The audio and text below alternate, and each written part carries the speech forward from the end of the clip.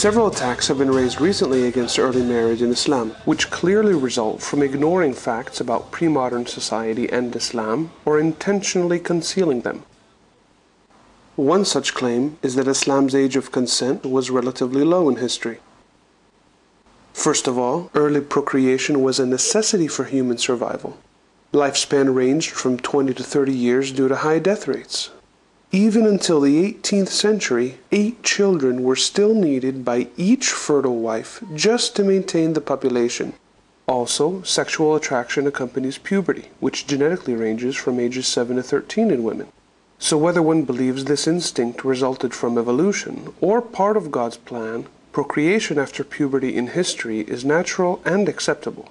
According to the Journal of Psychology and Human Sexuality, the age of consent throughout history usually coincided with the age of puberty, with the absolute minimum at 7. Both that journal and Encyclopedia Britannica state that the age of consent laws were passed from Roman law to the Church to English common law, which states, between 7 years in puberty there could be consent but not consummation until puberty, with no parental consent required from the age of 12. This was confirmed in 1877 by the U.S. Supreme Court. Even today, 6 states and the District of Columbia allow this common law marriage, and such marriages are then constitutionally recognized in all 50 states. Marriage as early as 7, which was considered the age of reason, or directly after puberty, was the norm for the vast majority of all human society even until the 19th century. 1300 years earlier, Islam's minimum of 9 was 2 years higher and also added the protection of requiring parental consent even after age 12. As a result, not only was Islam's age of consent higher than all pre-modern law, it also added the protection of requiring parental consent after age 12. The second claim is that Islam allowed marriage at puberty in pre-modern times, which caused psychological harm because puberty was too young to give informed consent. The fact is that even until the 18th century, reaching puberty meant becoming an adult in terms of maturity, behavior, and responsibility. As stated in the Journal of Social History, Online Etymology Dictionary, Journal of Marriage and the Family, and numerous academic references. Children face the daily struggle for physical and economic survival, and while this type of environmental stress actually causes puberty at a younger age, it's proven to have also speeded psychological maturity. This maturity helped in coping with the responsibilities of early marriage and childbearing. These responsibilities were indeed valued by society, including the most important founding father of the United States, Benjamin Franklin. It was only in the industrial mid-18th century that psychological maturity started to delay, due to side effects that are proven to delay maturity, such as increasing comforts of life, diminished parental guidance, and that children remain children longer to complete their education. It's therefore ridiculous to demand late marriage in pre-modern society on the pretense of psychological harm, as it would have wiped out the human race for reasons that only arise for immature adolescents today. Since psychological maturity and adulthood were reached at puberty in pre-modern times, it's also naive to slander early marriage in history as child sexual abuse, the engagement of a child in sexual activities which the child is unprepared for developmentally and can't give informed consent, or pedophilia, the sexual attraction towards prepubescent children. As a result, early procreation was psychologically appropriate and even a valued benefit to society. The third claim is that Islam allowed procreation at puberty in pre-modern times, which was more dangerous to the younger mothers. This attack cites a UNFPA study, but conceals that the study was for 2 contemporary impoverished nations, and that almost all of these deaths are preventable simply by providing access and transportation to hospitals. The International Journal of Epidemiology states, studies implicate poverty, not maternal age, as the real threat to maternal and infant welfare. In pre-modern times, the high risk of childbirth, due to lack of medical knowledge and hygiene, affected all women regardless of age. In fact, early procreation was a genetically superior trait for population growth in pre-modern times, for 2 reasons. First, women who have puberty earlier have children who grow up faster and weigh more. Second, life history theory states that in a less stable environment, natural selection will favor individuals that reproduce earlier within a population.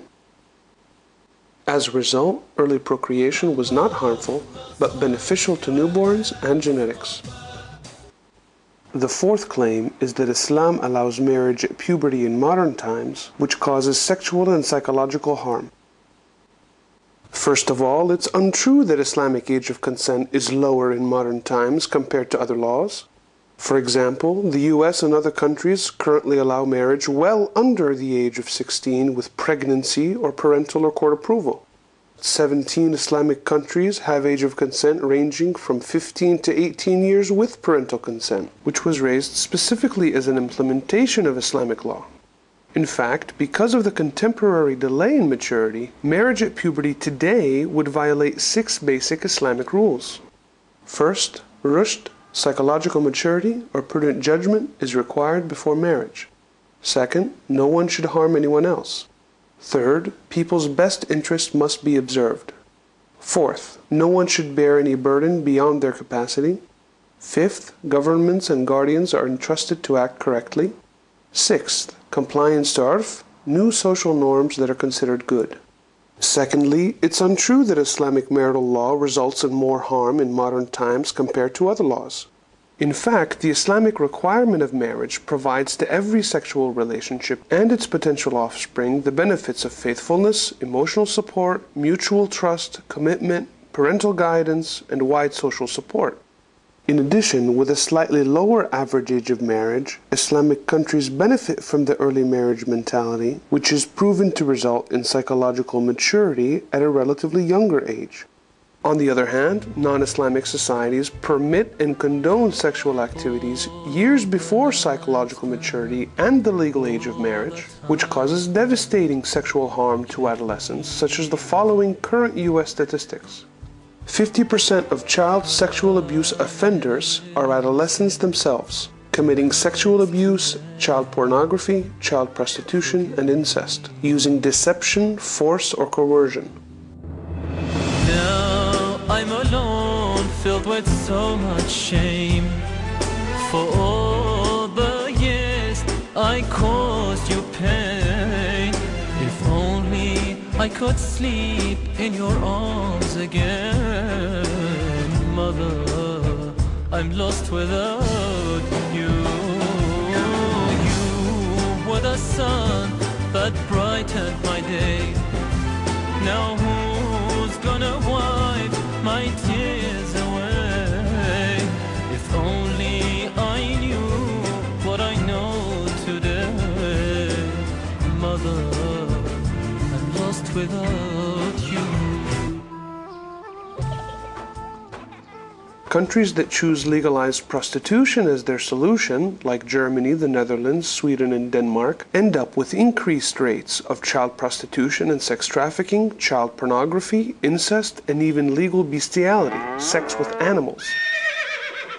In modern times, the age of puberty has fallen below the age of psychological maturity, sexual values have greatly degraded, and the late marriage mentality is delaying psychological maturity even further. These 3 trends will continue to increase the above devastating sexual harm to adolescents in non-Islamic countries. While extremely rare cases of marriage at puberty in Afghanistan's countryside are exploited to attack all Muslims, it must be noted that even in Islamic countries that have not yet officially raised the minimum age of consent, they have done so in practice. Otherwise, Islam's critics would have publicized more than just a few cases from some isolated tent villages. More importantly, even such Islamic countries don't have any of the sexual atrocities that are documented at alarmingly high ratios in the same countries attacking Islam. As a result, Islam's flexible marital law provides far better protection than contemporary laws by prohibiting sexual activities prior to psychological maturity and then marriage. In conclusion, Islam responsibly channels sexual instincts through marriage, with the prior condition of psychological maturity. And contrary to claims of improved morality, non-Islamic laws have alarmingly driven child sexual abuse and psychological harm to epidemic proportions. Therefore, when such attacks against Islam are analyzed impartially, they reveal the perfect applicability of Islam's solution from the 7th century until today, and the utter failure of any other system to provide any protection whatsoever to society's youth. At best, these attacks are also found to be irresponsibly superficial due to the seriousness of this issue.